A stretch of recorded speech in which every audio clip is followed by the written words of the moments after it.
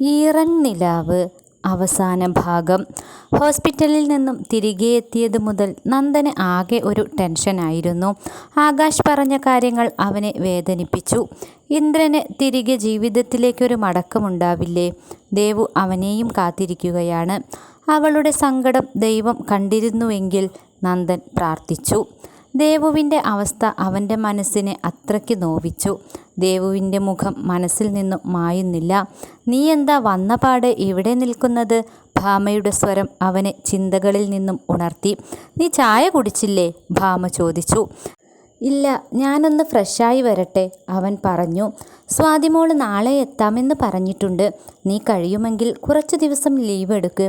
ഭാമ ഒന്ന് ശങ്കിച്ചു. അമ്മ ഇത്ര വലിയ റിസ്ക് ഏറ്റെടുക്കേണ്ട. എനിക്ക് സ്വാതിയെ ഇഷ്ടപ്പെടാൻ കഴിയില്ല, നന്ദൻ തുറന്നു പറഞ്ഞു. നിന്നെ അമ്മ നിർബന്ധിക്കുകയല്ല മോനെ, നിനക്ക് നല്ലൊരു ജീവിതമുണ്ടാകാൻ വേണ്ടിയാണ്.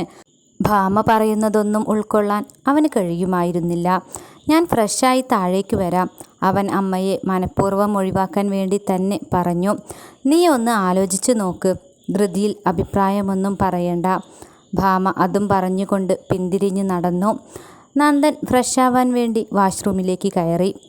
നന്ദൻ കമ്പനിയിലേക്ക് പോകാനിറങ്ങിയപ്പോൾ എല്ലാവരും ഡൈനിങ് ടേബിളിനരികിൽ തന്നെയുണ്ട്. ആ, നീ ഇറങ്ങിയോ? മേനോൻ തൻ്റെ അരികിൽ വന്നിരുന്ന നന്ദനെ നോക്കി. വേദലക്ഷ്മിയുടെ കാര്യത്തിൽ എന്താ നിന്റെ തീരുമാനം? മേനോൻ ചോദിച്ചപ്പോൾ ഭാമയും ആകാംക്ഷയോടെ അവിടെ തന്നെ നിന്നു. ഞാൻ അങ്ങനെ പ്രത്യേകിച്ചൊന്നും തീരുമാനിച്ചിട്ടില്ല അച്ഛാ, അവൻ മേനോനോട് പറഞ്ഞു. അധികം താമസിയാതെ നീ അതിനൊരു തീരുമാനമുണ്ടാക്കണം, മേനോൻ കടുപ്പിച്ച് തന്നെ പറഞ്ഞു. അവർ സംസാരിച്ചു കൊണ്ടിരിക്കുമ്പോൾ മുറ്റത്ത് ഒരു കാർ വന്നു നിന്നു. അതാരാണെന്നറിയാൻ എല്ലാവരും അങ്ങോട്ട് നോക്കി. കൃഷ്ണനും ഫാമിലിയുമാണ്. സ്വാതി അതിൽ നിന്നും ഇറങ്ങിയതും നന്ദൻ്റെ മുഖം ഇരുണ്ടു. എന്നാൽ ഭാമയുടെ മുഖം സന്തോഷം കൊണ്ട് വിടർന്നു. കൃഷ്ണേട്ടൻ ഈ വഴിയൊക്കെ മറന്നിരിക്കുകയാണല്ലേ? ഭാമ പരിഭവത്തോടെ അവർക്കരികിലേക്ക് ചെന്നു. സ്വാതിയുടെ നോട്ടം മുഴുവൻ നന്ദൻ്റെ മുഖത്തേക്കാണ്. നന്ദൻ അവളെയൊന്ന് നോക്കിയത് പോലുമില്ല. നിങ്ങൾ ബ്രേക്ക്ഫാസ്റ്റ് കഴിച്ചോ? മേനോൻ കുശലം ചോദിച്ചു. ഇല്ല, കൃഷ്ണൻ പറഞ്ഞു. ഞാൻ ഇറങ്ങാണ്, നന്ദൻ പറഞ്ഞപ്പോൾ സ്വാതി പരിഭവത്തിൽ അവനെ നോക്കി. നിൽക്ക്, കുറച്ചു കഴിഞ്ഞു പോകാം, ഭാമ പറഞ്ഞു. വേണ്ട, എനിക്കിപ്പോൾ തന്നെ പോകണം, സമയം വൈകി. അവൻ ആരെയും ശ്രദ്ധിച്ചില്ല.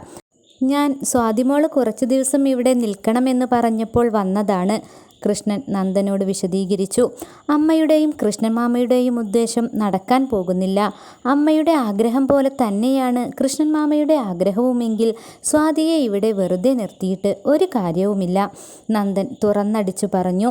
എനിക്ക് സ്വാതിയെ ഇഷ്ടപ്പെടാൻ കഴിയില്ല. അതാണ് കൃഷ്ണൻ മാമയുടെയും അമ്മയുടെയും മനസ്സിലെങ്കിൽ അതിവിടെ തന്നെ മറന്നേക്ക്. എനിക്ക് ഈ കാര്യത്തിൽ വേറെ ഒരു തീരുമാനവും ഇല്ല. അങ്ങനെയാണെങ്കിൽ സ്വാതിയെ ഇവിടെ നിർത്തുകയും വേണ്ട. അവൻ്റെ വെട്ടിത്തുറന്നുള്ള പറച്ചിൽ കേട്ടപ്പോൾ കൃഷ്ണൻ വല്ലാതെയായി. ഇതിനാണോ ഭാമേ നീ ഞങ്ങളെ വിളിച്ചു വരുത്തിയത്?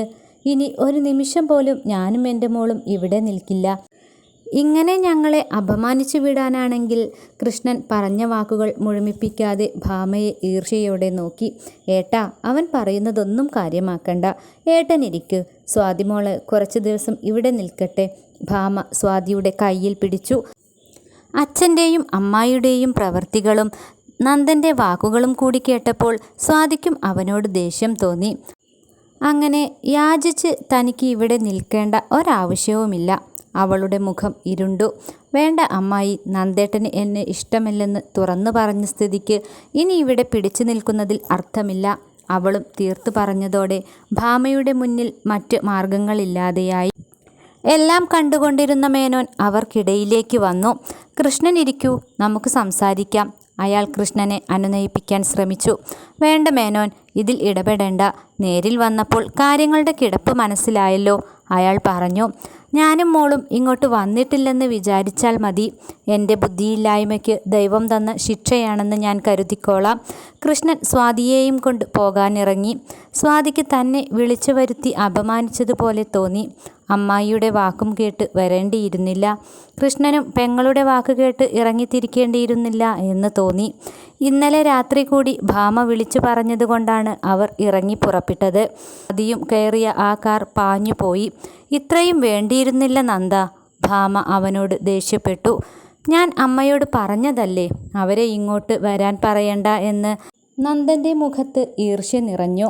മേനോൻ ഒന്നിലും ഇടപെട്ടില്ലായെങ്കിലും വീട്ടിൽ കയറി വന്നവരോട് അങ്ങനെ പെരുമാറിയതിൽ അയാൾക്ക് വിഷമം തോന്നി. അത് നന്ദനോട് തുറന്നു പറയുകയും ചെയ്തു. തനിക്ക് സ്വാതിയെ അത്തരത്തിൽ കാണാൻ കഴിയില്ല എന്ന് നന്ദൻ മേനോനോട് തുറന്നു പറഞ്ഞു. നന്ദൻ ഹോസ്പിറ്റലിൽ പോകാനിയതാണ്. അവൻ പതിവില്ലാതെ വൈകി ഇറങ്ങുന്നത് കണ്ട് എവിടേക്കാണെന്ന് മേനോൻ തിരക്കി.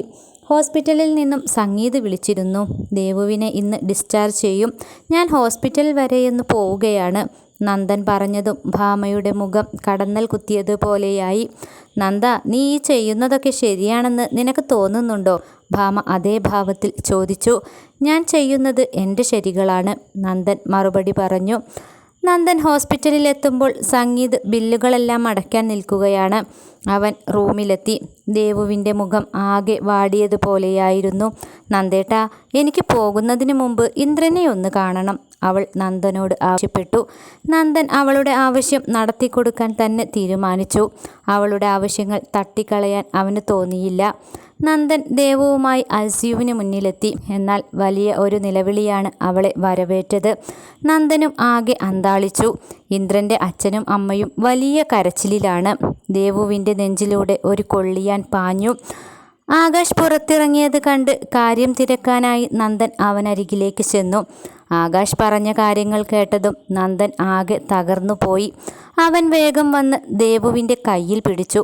വാ ദേവു, നമുക്ക് പോകാം, അവൻ അവളോട് പറഞ്ഞു. എന്താ നന്ദേട്ടാ, ഇന്ദ്രന് എന്താ പറ്റിയത്? എനിക്ക് അവനെ കാണണം, അവൾ കരയാൻ തുടങ്ങി. ഇന്ദ്രൻ്റെ അമ്മയുടെയും അച്ഛൻ്റെയും നിലവിളി കേട്ടപ്പോൾ തന്നെ എന്തോ ആപത്ത് സംഭവിച്ചിട്ടുണ്ടെന്ന് അവൾക്ക് മനസ്സിലായി. അവളോട് എല്ലാം പറയുന്നതാണ് നല്ലതെന്ന് നന്ദനും തോന്നി. ഇന്ദ്രൻ, അവൻ നിന്റെ അരികിൽ നിന്നും പോയി ദേവു, അവൻ പൂർത്തിയാക്കും മുന്നേ അവൾ നിലവിളിച്ചുകൊണ്ട് ഐസിയുവിൻ്റെ ഡോറിനടുത്തേക്ക് ഓടി. അപ്പോഴേക്കും സംഗീതും അച്ഛനും അമ്മയും എല്ലാം അവിടെ എത്തിയിരുന്നു. ഐസിയുവിൻ്റെ വാതിൽ തുറന്നതും തളർന്ന മിഴികളോടെ ദേവു സ്ട്രെച്ചറിലേക്ക് നോക്കി. അതിൽ കിടക്കുന്ന ഇന്ദ്രൻ്റെ രൂപം അവളൊന്ന് കണ്ടു. അവൾ നിലവിളിച്ചുകൊണ്ട് ആ ചേതനയറ്റ ശരീരത്തിലേക്ക് വീണു. അവൾ അവൻ്റെ മുഖത്ത് തഴുകി. കണ്ണു തുറക്ക് ഇന്ദ്ര, ഞാനാണ് ദേവു, എണീക്ക് ഇന്ദ്ര. അവളുടെ കരച്ചിൽ കേട്ടപ്പോൾ ചുറ്റുമുള്ളവർക്ക് സങ്കടമായി. ഒരു വിധത്തിൽ നന്ദനും സംഗീതും അവളെ പിടിച്ചു മാറ്റിക്കൊണ്ട് അവിടെ നിന്നും കൊണ്ടുവന്നു. അവളുടെ മുന്നിൽ ഇന്ദ്രൻ എന്ന പ്രണയം മാഞ്ഞുപോയി. അവൾ ഇരുട്ടറയിൽ അടച്ചതുപോലെയായി. ഇന്ദ്രൻ്റെ മരണം അവളിൽ അത്രമേൽ ആഘാതം സൃഷ്ടിച്ചു. അവൾക്ക് അതിൽ നിന്നും മുക്തി നേടാൻ കുറേ ദിവസങ്ങൾ വേണ്ടി വന്നു. ദേവു ആരോടും മിണ്ടാതെയായി. എല്ലാവരിൽ നിന്നും ഓടിയൊളിക്കാൻ അവൾ ആഗ്രഹിച്ചു. ദിവസങ്ങളും മാസങ്ങളും വർഷങ്ങളും ഇലകൾ പൊഴിയുന്ന ലാഘവത്തോടെ പൊഴിഞ്ഞുപോയി. ദേവു ഇപ്പോൾ കോളേജിൽ പോകുന്നുണ്ട്. പാതി വഴിക്ക് മുടങ്ങിപ്പോയ പഠനം അവൾ വീണ്ടും ഏറ്റെടുത്തു. ദേവു ഇപ്പോൾ തികച്ചും നോർമലായ ഒരു ജീവിതത്തിലേക്ക് തിരിച്ചു വന്നിട്ടുണ്ട്. ഒരുപാട് കൗൺസിലുകൾ അതിന് കാരണമായി. നന്ദൻ എപ്പോഴും അവളെ കാണാൻ വരാറുണ്ട്. ഇന്ദ്രൻ്റെ ഓർമ്മകളിൽ നിന്നും പതിയെ ദേവു അകന്നു നിന്നു. ഇപ്പോൾ അവൾ പഴയ ദേവുവാണ്. അച്ഛനോടും ഏട്ടനോടും അമ്മയോടും കളി പറയുകയും തമാശകൾ കേട്ട് പൊട്ടിച്ചിരിക്കുകയും ചെയ്തിരുന്ന ആ പഴയ ദേവു. സംഗീതിൻ്റെ വിവാഹം ഇതിനിടയിൽ കഴിഞ്ഞിരുന്നു. ഏട്ടത്തിയമ്മയോട് നല്ല സൗഹൃദത്തിലാണ് ദേവു. അങ്ങനെ ഇരിക്കെയാണ് നന്ദൻ തൻ്റെ മനസ്സിലെ ആഗ്രഹം ദേവുവിനോട് തുറന്നു പറഞ്ഞത്. അവൾ ആദ്യമൊക്കെ എതിർത്തു എങ്കിലും പിന്നീട് സമ്മതിച്ചു. ഗീതയ്ക്കും മോഹനനും ഒരുപാട് സന്തോഷമായി. അങ്ങനെ നന്ദൻ്റെയും വേദലക്ഷ്മിയുടെയും വിവാഹ നിശ്ചയം കഴിഞ്ഞു. വിവാഹ ദിവസം ദേവു അതീവ സുന്ദരിയായി തന്നെ അണിഞ്ഞൊരുങ്ങി. ആഭരണങ്ങളും മേക്കപ്പും എല്ലാം ആ സൗന്ദര്യത്തിന് മാറ്റുകൂട്ടി. അവൾ കണ്ണാടിക്ക് മുന്നിൽ വന്നു നിന്നു. ഒരു വേള ഇന്ദ്രൻ്റെ മുഖം മനസ്സിൽ നിറഞ്ഞു. അവളുടെ മിഴികൾ നിറഞ്ഞു തുളുമ്പി. ടിഷ്യൂ എടുത്ത് അവൾ മിഴികൾ ഒപ്പി. നിറഞ്ഞ സദസ്സിന് നടുവിലൂടെ തോഴിമാരോടൊപ്പം ഒരു ദേവതയെപ്പോലെ ദേവു നടന്നു വരുന്നത് കണ്ടപ്പോൾ നന്ദൻ്റെ മനസ്സു നിറഞ്ഞു. ഈ ഒരു ദിവസത്തിനായാണ് താൻ കാത്തിരുന്നത്. തൻ്റെ ഇഷ്ടം അവളെ അറിയിക്കാൻ, തൻ്റെ പ്രണയം അവൾക്ക് നൽകാൻ. സ്വരത്തിൻ്റെ അകമ്പടിയോടെ നന്ദൻ ദേവുവിൻ്റെ കഴുത്തിൽ താലി ചാർത്തി. അവളുടെ നെറുകയിൽ അവൻ ഒരു നുള്ളു സിന്ദൂരം ചാർത്തി. അവൻ അവളെ ചേർത്തു നിർത്തി. അവളുടെ ഗ്രഹിച്ച് അഗ്നിക്ക് വലം വയ്ക്കുമ്പോൾ നന്ദന് തൻ്റെ ജീവിത സാഫല്യ നിമിഷങ്ങളാണ് ഇതെന്ന്. നന്ദൻ്റെ വീട്ടിലേക്ക് പോകാൻ യാത്ര പറയാൻ തുടങ്ങിയപ്പോൾ ദേവു വിതുമ്പിപ്പോയി. ഗീതയും മോഹനനും മകളെ ആശ്വസിപ്പിച്ചു. ഈ വിരഹവേദന എല്ലാ പെൺകുട്ടികളും അനുഭവിക്കുന്നതാണ്. അങ്ങനെ എല്ലാവരോടും യാത്ര പറഞ്ഞുകൊണ്ട് നന്ദനും വേദലക്ഷ്മിയും നന്ദൻ്റെ വീട്ടിലേക്ക് പുറപ്പെട്ടു. നിലാവ് പുതഞ്ഞുകിടക്കുന്ന മുറ്റം. നന്ദൻ വെറുതെ ബാൽക്കണിയിൽ നിന്ന് പുറത്തേക്ക് നോക്കി നിന്നു. ഇന്നലെ മുതലുള്ള ഓട്ടമാണ്. നല്ല ക്ഷീണമുണ്ട്. കൂട്ടുകാരെല്ലാം പോയപ്പോൾ തന്നെ നേരം ഒരുപാട് വൈകി. ദേവുവിനെ തൻ്റെ വധുവായി കിട്ടുമെന്ന് അവന് ഉറപ്പില്ലായിരുന്നു. എന്നാൽ അതാണ് ഇപ്പോൾ യാഥാർത്ഥ്യമായിരിക്കുന്നത്. അവനിന്ന് ഒരുപാട് സന്തോഷത്തിലാണ്. ഓരോന്ന് ആലോചിച്ചപ്പോഴേക്കും പുറകിലൊരു കാൽപ്പെരുമാറ്റം കേട്ടു. അവൻ തിരിഞ്ഞു നോക്കി. കസവ് സാരിയെടുത്ത് തലയിൽ മുല്ലപ്പൂവും ചൂടി കയ്യിൽ പാൽ ഗ്ലാസും പിടിച്ചു നിൽക്കുന്ന ആ നിറസൗന്ദര്യത്തെ അവൻ കണ്ണെടുക്കാതെ നോക്കി നിന്നു. അവൻ ബാൽക്കണിക്കടുത്തുള്ള തൻ്റെ മുറിയിലേക്ക് കയറി. ദേവു അവനെ അനുഗമിച്ചു. അവൻ വാതിലടച്ച് ലോക്ക് ചെയ്തു. അവളുടെ കയ്യിൽ നിന്നും പാൽ ഗ്ലാസ് വാങ്ങി. അവളുടെ മിഴികൾ നിറഞ്ഞിരുന്നു. ദേവു, നിനക്ക് എന്നെ ഇഷ്ടമായില്ലേ?